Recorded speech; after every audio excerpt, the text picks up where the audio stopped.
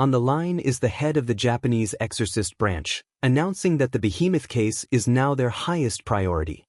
The boss fully supports the plan and instructs Tujuru to treat his new roommate with great care. He insists that building a closer bond will make her more willing to listen to him.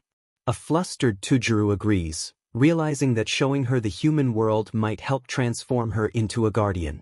The boss confirms his mission: show her the positive side of life, and her attachment will grow naturally. Then, with a sly look, he orders Tujuru to become the most important person in Behemoth's life. The final instruction is clear: treat this outing like a date and make her fall for him. The young exorcist is frozen in shock, completely stunned by this unexpected romantic assignment. And so, their date begins in a lively Chinatown, with Behemoth questioning the entire idea. The crowded street is full of people, making their covert mission unexpectedly public. Tujuru panics, realizing that failing at this date somehow feels scarier than facing a monster. A flashback to his lonely childhood reveals the biggest flaw in the plan. He's never had friends, much less been on a date. Behemoth, meanwhile, wanders through the crowd, having no idea what a date even is. He's stunned when he sees her new outfit, chosen specifically by the exorcists for this operation. Even the Beast King herself seems slightly embarrassed, admitting that human clothes actually feel nice. Her reaction leaves Tujuru red-faced and speechless. He snaps back into focus, armed with guidebooks and determined to carry out the mission. He proudly announces that he studied in advance, but Behemoth remains unimpressed. His confidence fades as he fumbles with the map, unsure where to begin. While he's still stuck in his guidebook, her powerful tail suddenly points towards something unseen. But her instincts take over, and she's already chasing a tasty smell, leaving him behind. He frantically tries to get her to follow the plan, but the legendary beast clearly has her own priorities. He tries to stick to the schedule, but she's already distracted by freshly brewed tea. She mutters that he's not listening, ignoring all of his careful planning. Tujuru gets swallowed by the crowd, turning his perfect date into a chaotic mess. But Behemoth yanks him out with one hand, easily lifting him from the sea of people. She scolds him for being too small and too slow, worried she might actually lose him. He snaps back that his height isn't the problem, she's a literal giant. In a moment of desperation, he tells her to hold on to him so they don't get separated. She calmly agrees, reminding him that her body technically belongs to him to command. Her strange phrasing leaves him horrified, begging her to stop as people stare. Instead of arguing, she simply takes his hand, a silent action that speaks louder than words. The crowd whispers, wondering if the flustered boy and the towering woman are a couple. Tujuru realizes this is the first time he's ever held a girl's hand, and his mind shuts down. The elite exorcist is completely overwhelmed by the terrifying complexity of hand-holding. He tries to rationalize it, but his sweaty palm says otherwise. He reminds himself this is just an escort mission to keep her close. But Behemoth steps it up, intertwining their fingers like a real couple. A strange feeling hits him, and he silently begs for someone to rescue him. His romantic crisis is ignored as Behemoth spots roasted pork buns. The carefully planned date collapses into a one-woman food tour. With a delighted expression, she opens her mouth for the next snack. Tujuru watches couples around them enjoying their day, feeling even more pressured by his awkward mission. The street is overwhelming, packed with sights, sounds, and delicious aromas. But Behemoth seems distant, watching humans with a sad curiosity. She admits human towns are fascinating, and Tujuru surprisingly agrees. But her tone darkens as she explains that wherever she goes, destruction follows. She confesses that in her true form, everyone fears her, and she could never enjoy something like this. Tujuru finally understands the loneliness she carries. He asks if that's why she stayed far away during the festival, and her silence gives him the answer. For the first time, he sees her not as a monster, but as someone who simply wants to belong. Meanwhile, his partner watches from the shadows, worried her presence endangers everyone. Tujuru is left flustered and speechless by her sudden vulnerability. He turns to her with a smile, telling her she's actually a good person. Behemoth immediately gets in his face, demanding to know who he's calling good. Tujuru calmly points out she tried to avoid hurting people during the attack. She argues that her only role is to bring destruction, but his words strike a nerve, leaving the powerful beast flustered and clutching her snacks.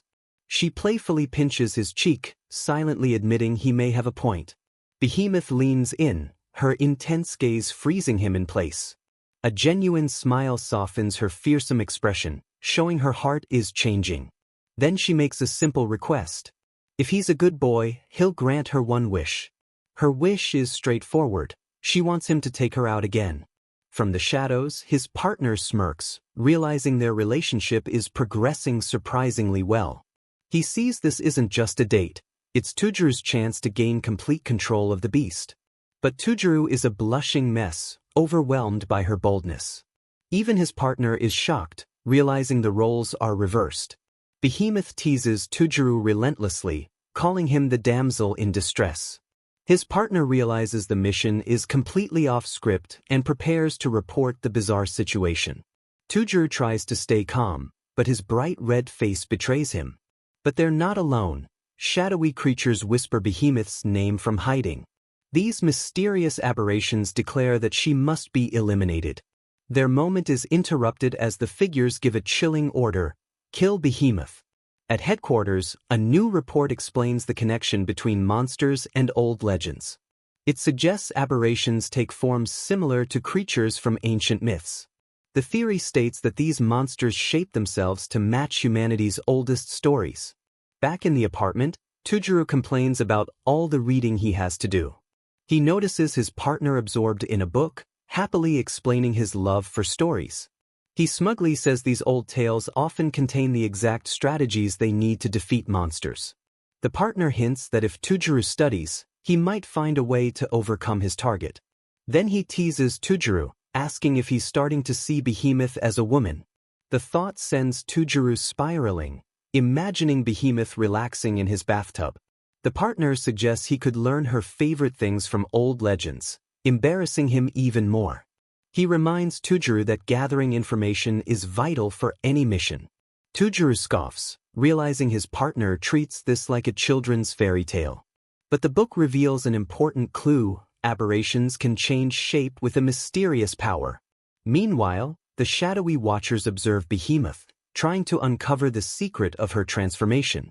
They monitor her with a hidden camera, attempting to understand what these creatures really are. But Behemoth senses their gaze, irritated. With a splash, she destroys the camera and ends their surveillance. Suddenly, two cartoonish aberrations burst through the window, armed with oversized utensils. They shout their intent to kill, surprising both exorcists. But the real shock comes from the bathroom. Behemoth bursts out fresh from her bath, ready to fight. Both exorcists are stunned by her dramatic entrance. She leaps forward, shielding Tujuru with her body as she attacks the intruders. She pins him to the floor, her protective instincts overwhelming him. He struggles beneath her, panicking from the strange situation. Behemoth looks down with a mix of concern and battle focus. Embarrassed, Tujuru tries to cover her, shouting for her to put on clothes. With the threat gone, his partner notes these creatures don't resemble typical goblins. Tujuru realizes they're nothing like the goblins in their files. His partner explains they're just low-rank goblins, more annoying than dangerous. He's confused since these creatures rarely target humans, but here, they seem to be after something. Behemoth glares, declaring that she is their true target. She warns Tujuru to stay back, refusing to let him get hurt. With a terrifying expression, she vows to destroy anyone who enters her territory. Tujuru remembers her confession about not wanting to harm anyone. He recalls her true form, realizing she acts as a protector, not a threat. Refusing to let her fight alone, he grabs her arm and shouts her name. His sudden action surprises her. Instead of pushing him away, she rests her hand on his head, her rage fading instantly. He tells her to leave it to him, suddenly filled with confidence. But Behemoth has her own plan, something she's been wanting to test. Her unexpected blush leaves him confused by her mood shift. Tujuru ignores it, demanding the book of legends from his partner. He grabs the ancient text, determined to solve the problem without fighting. He flips through the pages, searching for a weakness based on goblin lore. His partner reminds him that every fairy tale has a tactic. Tojoru finds the answer, holding out a piece of clothing and calling her name. But Behemoth opts for a simpler method. She grows to giant size, shredding her towel. The tiny invaders are blasted away by her sudden power. Instead of attacking, the tiny goblins begin cleaning the room, chanting about trash and life. His partner is shocked as the creatures start tidying instead of fighting. Tojoru watches in disbelief, wondering why the invaders suddenly turned into cleaners. With a confident smile, Tojoru says this was his plan all along, based on folklore. He explains that these goblins were once known as helpful house fairies. According to legend, goblins called brownies are compelled to do chores. Tojoru proudly says his fairy tale strategy worked perfectly, leaving his partner bewildered. The miniature army works in harmony, cleaning the entire department. He's thrilled at how fast his new monster cleaning crew worked. As a reward, he gives them cookies, and they devour them joyfully. They swarm him in gratitude, cheering as they leave the spotless apartment. Tojoru celebrates, ecstatic that his plan succeeded. But his celebration ends when Behemoth suddenly stares at him intensely. She calmly dismisses the goblins, telling them to be careful. Tojoru reassures her with a smile, telling her there's nothing to worry about. His kindness catches her off guard, leaving her blushing. She remembers their recent time together, a rush of emotions filling her. Behemoth realizes that he is truly trying to fulfill her deepest desire. Tojoru is left flustered, unsure how to respond to her sudden warmth. Behemoth moves closer, affectionately nuzzling him like a huge monstrous cat. He panics, trying to push her tail away. She ignores him and asks when dinner is, telling him to get dressed first. Tojoru realizes she avoided another serious moment, leaving him blushing again. He can't stop thinking about the attack, wondering why the creatures targeted her specifically. The delegate at headquarters wonders the same, realizing Behemoth must be incredibly significant among monsters. He and a colleague watch the live feed, keeping track of their absurd mission. The female official notes that Behemoth remains naive and dangerous despite her human appearance. But the delegate smirks, saying their strange romantic plan is going smoothly. He watches a news report about a rampaging aberration, questioning why Tojoru insists on taming monsters. He recalls that aberrations act on pure instinct and can destroy entire squads. A new team of exorcists arrives, unleashing a powerful coordinated attack. Their brutal efficiency shocks the monster, contrasting Tojoru's gentle methods. At another headquarters, a mysterious woman decides it's time to mobilize her own specialists. The two girls revealed are professional aberration killers, handling monsters in a much more permanent way. Meanwhile, in a distant land, villagers panic as a familiar threat returns. A colossal stone golem crushes homes with unstoppable force. But the golem's thoughts reveal that it doesn't want to destroy anything. Villagers flee, begging it to go away. But the lonely creature wants someone to stay, a silent plea against its isolation. Back in the present, Behemoth shifts in her sleep, the same loneliness on her face.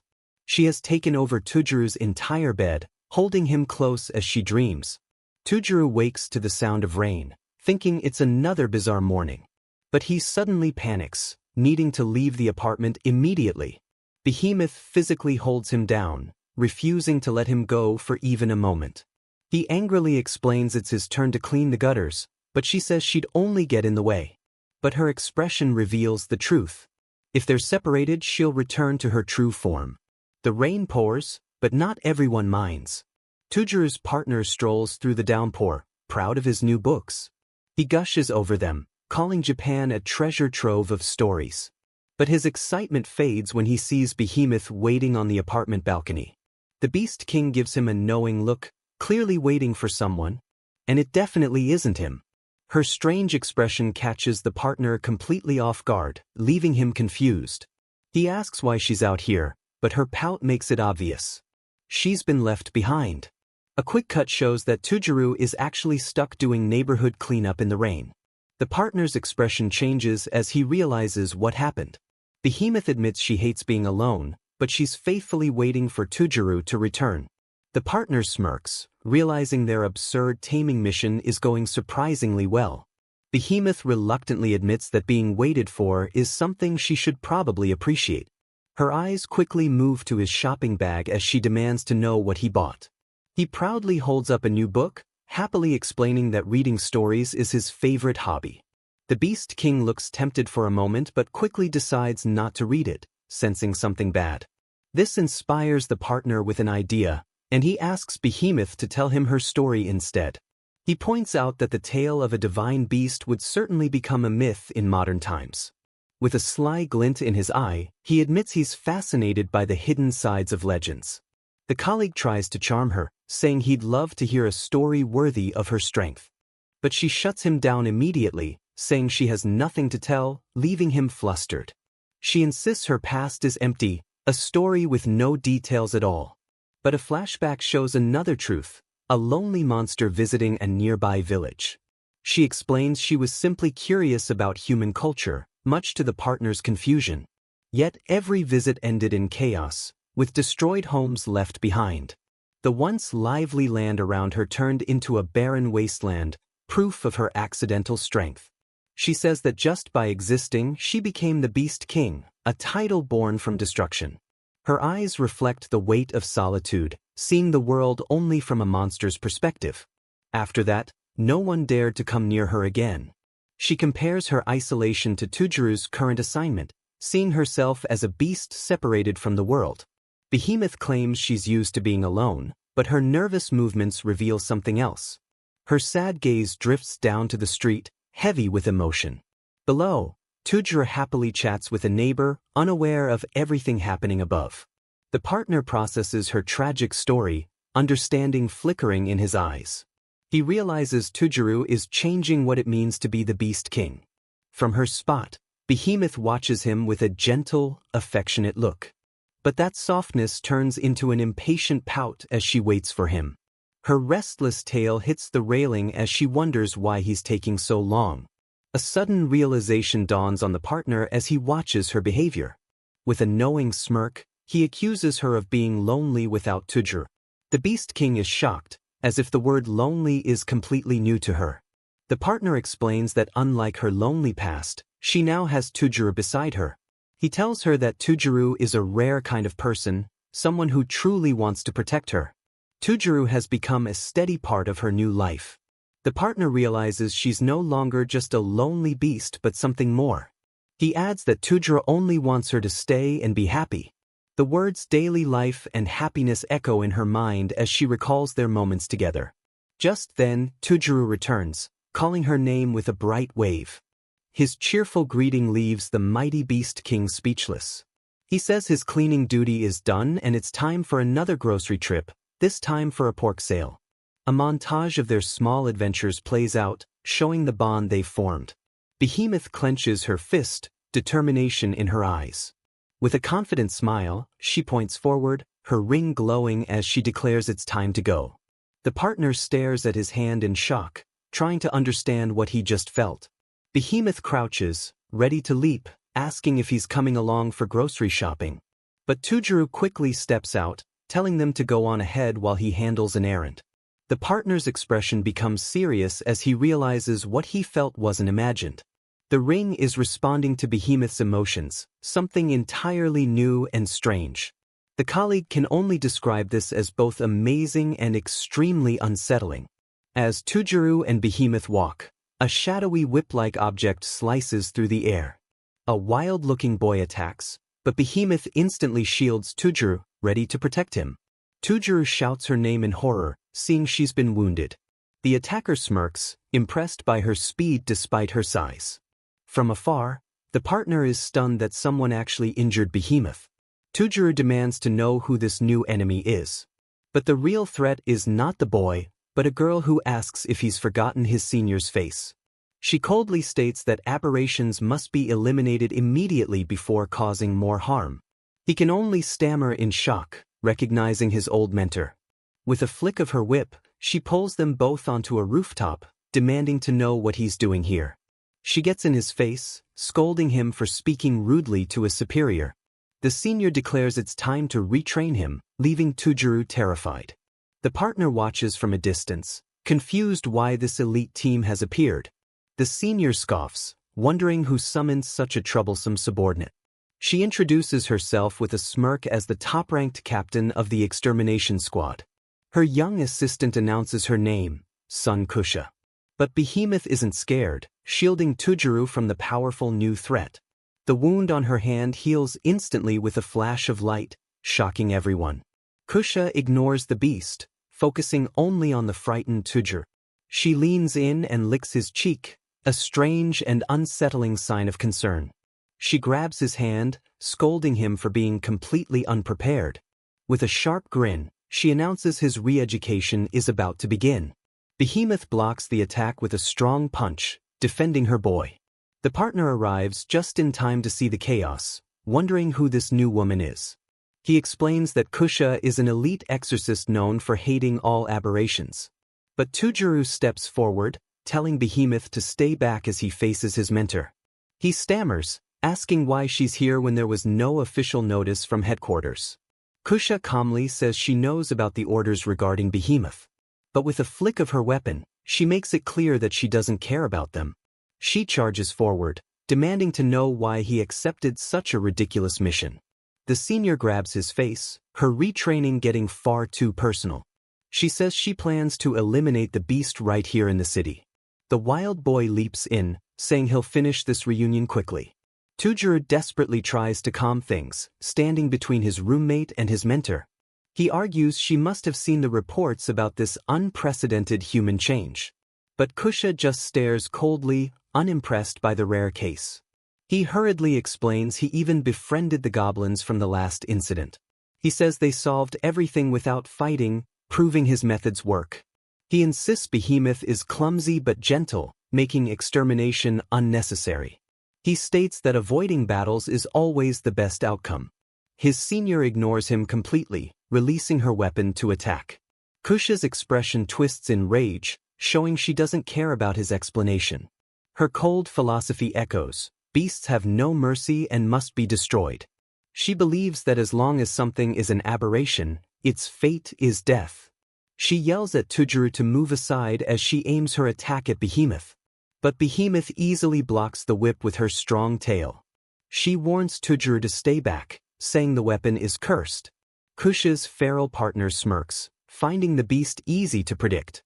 She explains the basic law of her world to a terrified Tujuru: only the strongest survive. The boy misunderstands her actions, thinking she's planning to eat her human companion. With a calm smile, Behemoth says that Tujuru is now on her side.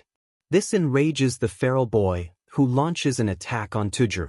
Kusha lunges in, yelling at the aberration to stop imitating humans. Her cursed whip lands, making the mighty beast king cry out. The weapon coils around Behemoth's tail, pulling her off balance with tremendous force.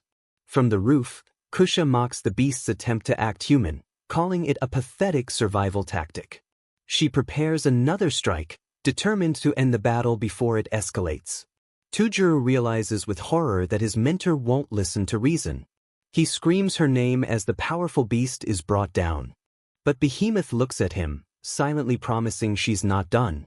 Tujuru boldly places his hand on her back, refusing to watch anymore. His sudden action shocks both Behemoth and Kusha, shifting the fight completely. The feral boy jumps into the air, attacking the Beast King.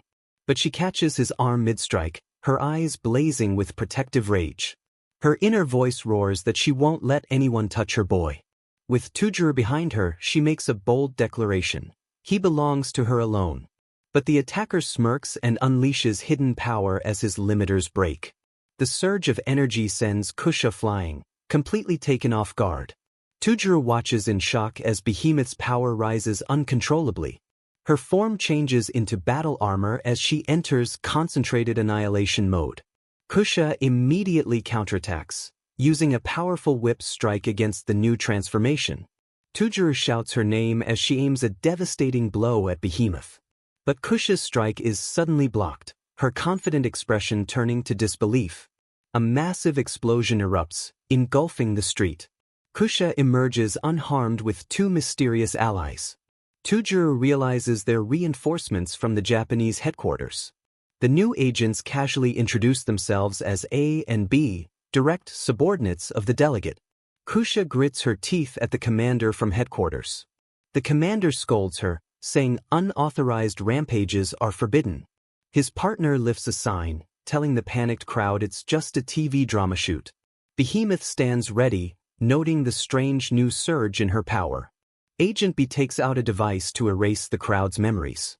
The commander announces the Japan branch is taking over, while Kusha is dragged away screaming. Even the feral boy is carried off, leaving Tujuru to watch the madness settle. Tujuru asks Behemoth what that incredible power-up was. She's just as confused, realizing her instinct to protect him triggered it. Behemoth flexes her hand, noticing her body feels lighter and her power more controlled. He smiles through his injuries, saying her new form is amazing. Tujuru explains that with this control, she can finally stop destroying everything. She smiles softly at her hand, agreeing that it actually feels good. Fired up, he lays out the rule. Her mindset is great, but harming people is forbidden. A childish scream cuts through the aftermath. The commander states Kusha's team was sent for extermination, revealing she's the superior of the feral boy. A new girl appears, pleading for the commander's cooperation in her mission, but he insists he's siding with Behemoth now. The newcomer admits she was excited to finally meet Tujuru. Meanwhile, the intimidating Captain Kusha has collapsed into a sobbing heap. She cries hysterically, yelling that Tujuru is being stolen from her. The commander explains she's having a meltdown because the giant monster girl is taking him away. A flashback shows her obsession. She's known him since he was 6 and can't handle him growing up. The commander bluntly tells her that her affection is completely warped. He gets a call from upper management, deciding everyone needs to retreat and calm down. Just as things relax, an emergency summons reaches all exorcists in the area. The partner's stomach drops as he reads the official alert. This isn't good. The story shifts to the rough seas of the Ogasawara Islands, where a fishing boat battles for survival. The frightened crew realizes they've hit something, even though there are no reefs nearby. The boat is stuck, leaving the crew terrified by the unseen obstruction. Their supposed reef is revealed to be the back of a massive creature lifting their boat out of the water. The enormous beast drags the vessel underwater, leaving only a mysterious glow behind.